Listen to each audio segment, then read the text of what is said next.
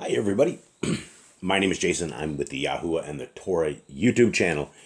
And I thank you very much for hanging out and for reading along with me with these scriptures, which have been a very big blessing to myself and to my walk with the Torah as I try to dial in a better person that can make the kingdom and attempt to really try to dial in these laws, statutes, and commands of our Creator. And we are the family that believes the laws, statutes, and commands that are found in Genesis, Exodus, Leviticus, Numbers, and Deuteronomy are truly the rules for life. They are what if we immerse our families and our lives in, they will be a light to our world that we are having to walk through. And it's a tragedy because in any religions that are out there, most religions, if not all, have no value on the ways of our Creator. And we have no other time that we know of in history when our Creator was in a cloud by day and fire by night to lead his people around. And when he was existing around us, the rules and regulations are very clear and they're found in scriptures. And so where we put in most religions almost no value into the what they call the Old Testament, we believe that those what they call the Old Testament is all one big book. It's not an old and a new. It is a complete set of scriptures. And when those guys from the New Testament, what you call the new, were writing them, they were only writing from the Old Testament. They weren't writing from a perspective of a New Testament writings. They were just replying to current doctrine. And this is where we are. And as we go through these Yah Scriptures, guys, this book is available at yahscriptures.com. Yah Scriptures has really been a blessing to be a part of this ministry. It was never a ministry to begin with. It was simply trying to stop the evil of the Hallelujah Scriptures and have some kind of fruits in this ministry other than just simple greed. And Yah Scriptures has no employees. It has nothing except a distribution center in the States that we pay a per set price and they ship the scriptures out. There's no funny business. There's no taxing the people of our Creator and hurting people. And the power of Yah Scriptures is that we are able to get scriptures into brothers and sisters in chains. And guys, Scriptures tells us that the orphans, widows, the people in prisons, those are the people who we should be visiting. Those are the people we should be loving on. And as I am going through and spending much of my day replying back to brothers and sisters, I never walk through a day without feeling changed when I talk to brothers and sisters that have expiration dates on their lives. And a lot of good fruit is being born in the Texas prison system. And my hopes and dreams are that we are able to find the brothers and sisters that will help support these folks in death row. And some of them will never be executed. Some of them have been in there for 4 decades and they've never had an execution date. So some are just kind of stuck forever until they die from health or whatnot. But a lot of these guys have been abandoned. The guys I reach out to are so thankful. They want to talk. They want to see what's going on. They're like, who are you? They just want friends. And this is an absolute great fishing trip for the kingdom. And we've gotten a couple of brothers right now who are volunteering. And I'm so excited because we have a spreadsheet of brothers and sisters all over. And basically we just give you guys a couple of names, and easily throughout the week you guys can get back and forth and send them scriptures, send them some love, talk to them. These guys are very, very friendly.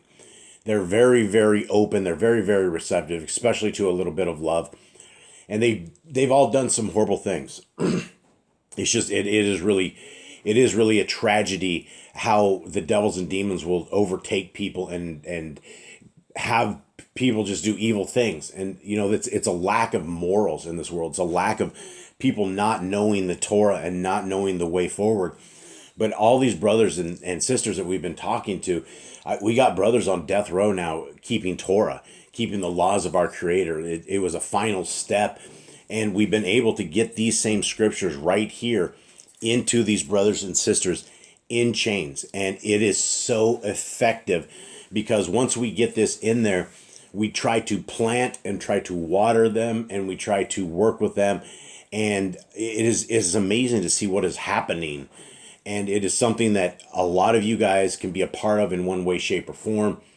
Please keep this prison ministry in your prayers, that we have long-term pizzazz to continue and effectively do this. Because if we are able to master a part of Texas and get the 177 folks on death row ministered to, then we can look at other states on death row and then we can start working through them. And all at the same time, we pick up a tremendous amount of guys that are just in prison. Everybody's coming in from all different directions, and there's a lot of work to be done. And so, guys and gals, I would like to encourage all of you guys that if you have some moments to spend with some prisoners, I have the way forward, and I will show you guys the way forward and how to get in communication with them and just put you guys within the team that we have. And so with that, guys, I want to go into the Words of Our Messiah. And the Words of Our Messiah is the last book in Yah Scriptures. YahScriptures.com is where you can get this. It's absolutely free of charge. There's a lot of different formats, including a Google app, which is amazing, what you guys are seeing right here. Free Google app. Everything's free of charge. And when you guys want to get an actual scriptures, that is where we're able to help the brothers and sisters in chains. So this is the Words of Our Messiah. And for those who have not, who don't know who the Parashim are, the Pharisees, they are a religious group under what you would call Judaism. They all have a Torah. They have the base first 5 books of scriptures, but most of these guys have what's included in is called the oral Torah, or the Talmud, the Kabbalah. There's a tremendous amount of other things. And we are warned in Deuteronomy 6:4 that we do not add to or take away from scriptures. And so when we work into any kind of so-called religion that has things outside of scriptures, or has, in Judaism, hundreds of other books that are basically rabbis throughout the years that are always putting things down, and that is what people believe. And it's how they interpret scriptures is what they write up in these other books. And so we need to let scriptures interpret scriptures, and we can only let scriptures interpret scriptures if we're a complete package. If we read scriptures from the front of the book to the end of the book, and we study it all between. And so even the Apocrypha, especially Apocrypha, which is what we're reading out of right here, excuse me, is extremely important. And so when we're talking about the Pharisees right here, there's a couple of words in this first sentence we should go over. Pharisees is one, obviously. Hayekel is a temple, right? And instead of it just saying the pagan temple, we have Hayekel. We also have the restored name of our Creator's Son, Yahushua. Some say Yeshua, Yahusha. There's a lot of different ways, and they're probably all very, very close. And Messiah would probably turn back if we said any one of them. And he'd probably turn back if somebody said Jesus and they didn't know. But once we do know the name, and we know there's only one name under heaven by which men may be saved, it's better to actually get this right, I think. So let's continue on right here. One of the Parashim said to Yahushua, "Why do so many flock to hear you speak instead of going to the Hayekel and places of assembly? Why do they have to listen to someone speaking on the streets and hillsides when they could listen to those fully armed with knowledge of the Torah?"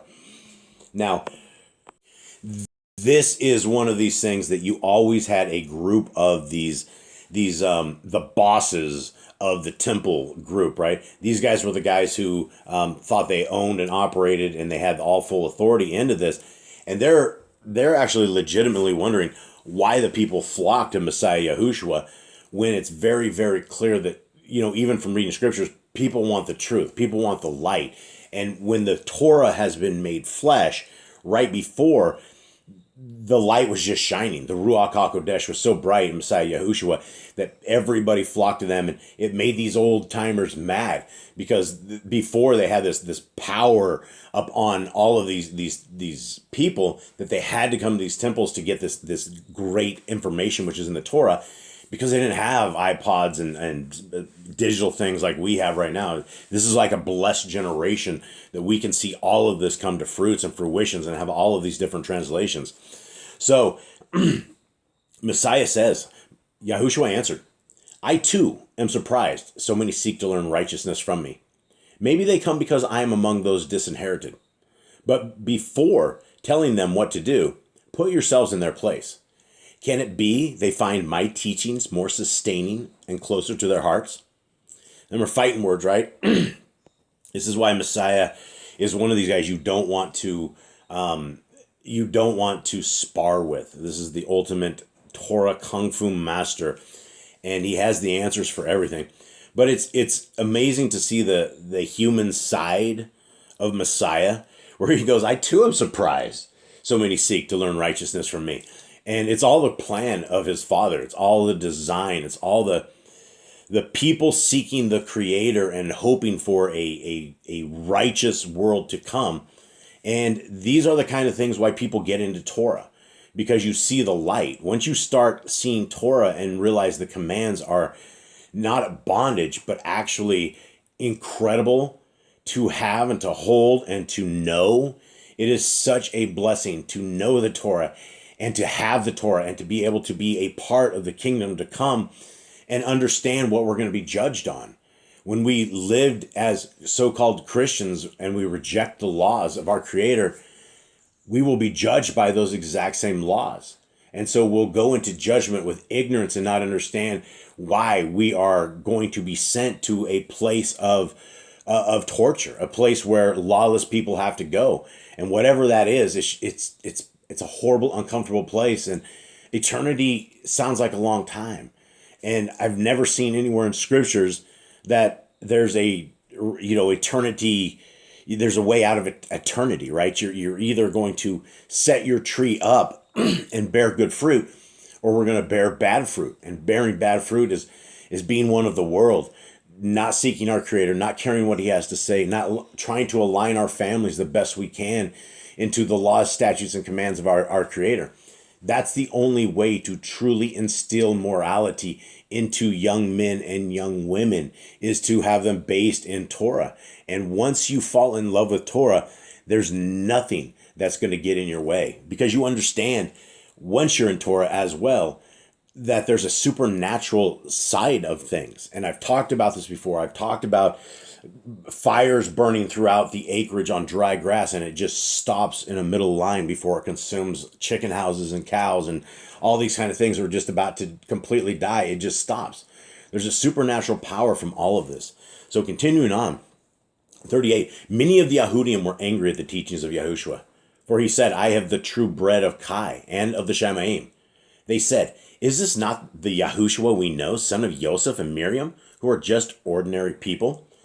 So the Messiah talks a lot about this, why prophets aren't popular in their own town, because people know them, they think they know them, they grew up with them, but they don't realize the man that they became, or the answer to prophecy that they became right before them. And I'm sure looking back, all these guys were like, wow, he's so close, all of this. But Joseph and Miriam were absolutely not just ordinary people either. Miriam obviously was a absolutely wonderful woman. To be selected in this line and to be chosen and to be celibate all the way to the day of our Messiah is something quite amazing. And Joseph wasn't just, this dude was a rich dude, and Mary was actually a second wife, so there's the Messiah's father had other wives as well, which is why you have his brothers out there. So, all right, let's continue on. Yahushua once said to them, do not say things behind my back when you can say them to my face. I will draw no one away from your own teachings unless something greater inclines them towards me. But if this does, they are on the way to immortality. The Nebiim, the prophets, promised your forefathers that their descendants would receive instructions from Elohim. So can you not believe these things? Therefore, anyone Yahuwah inclines toward me hears me speak with his voice. It's very important that we all understand Messiah was prophecy. All of the prophets, all of the Isaiah. There's all sorts of things about our Messiah, and the way forward is quite intriguing when you actually think about the way and the fall of Adam and Eve, and how we lost the ability to really walk with our Creator in the fashion that he walked with them in the garden. And because of that downfall, there had to become a system to where our Creator would actually come down and walk with us and talk with us locally, which was the days of Moshe, when the Torah was given among men. But it was before that. Everybody had Torah. Adam had Torah. He had instructions. He failed the Torah. He knew all of this. And so as our Creator walked among us, for the system to work well, our Creator set up all sorts of different things, including the Levites, who were the ministers of the blood sacrifice that many quite can't understand. But for our Creator, he created a system, and this is his system. And his system to walk among us had to be a blood system. And so that was the days. But the days of Messiah Yahushua, we have the temple curtain that rips right from the ground up, right down to up. And it is one of these things that the Levites' job essentially ended when our Messiah became not only our priest, but our sacrifice. And what's even better, what he's coming as is our leader, right? We will have a very, very qualified, redeemed priest who is not made of man. He's not going to have to go and he's not going to have to kill a bull to appease his own sin to be able to appease the sins of the people, right? So we have an incredible Levitical priest right before us. He took out the priesthood. He became the priest. But there is still a set of laws, statutes, and commandments that we are told to keep for all generations, for all times. We're supposed to love them. We're supposed to cherish them. We're supposed to write them on our heart, mind, and soul. It's supposed to be what we talk about when we go to bed, when we rise up. It's supposed to be everything that we have. And I know I repeat this a lot, but it's extremely important. Continuing on. 40. The people who joined the crowds about Yahushua filled him with compassion, for they were so anxious to find the deliverer. They seemed pathetically helpless and lost, like sheep without a shepherd. And anytime that you hear sheep in the scriptures, it's always talking about the people of Yisrael. And this is what we have, what I just described in Messiah. Not only is he our sacrifice and our priest and our leader, he's our deliverer, right? He's the one, and he's also the shepherd, right? When we have issues, when we have all of us out there in Torah who are killing each other over appointed times because we can't quite get the dates right and nobody exactly knows what it is. Well, the fact that we're all keeping the appointed times is something that when we have our shepherd, if one of us is off on times, he's going to explain it to us. He's going to explain it to us in gentleness. He's going to say, good job, guys. Congratulations. You were working through this. This is what it was. Guys, we're thousands of years beyond when this was. There's been so much deception and so much misunderstanding that it's going to be hard to get everything right. But we as Yah's people need to be attempting it. We need to be keeping Passover. We need to be keeping trumpets and Sukkot and all of these appointed times. And when we do that, we are getting in line for the people of the kingdom. The kingdom will have all of these appointed times. We're not going to stop them. The kingdom will have the Torah. That's definitely not going to be stopped. the only time we know that the Torah will ever be stopped is out of Messiah's mouth when he said heaven and earth have passed away.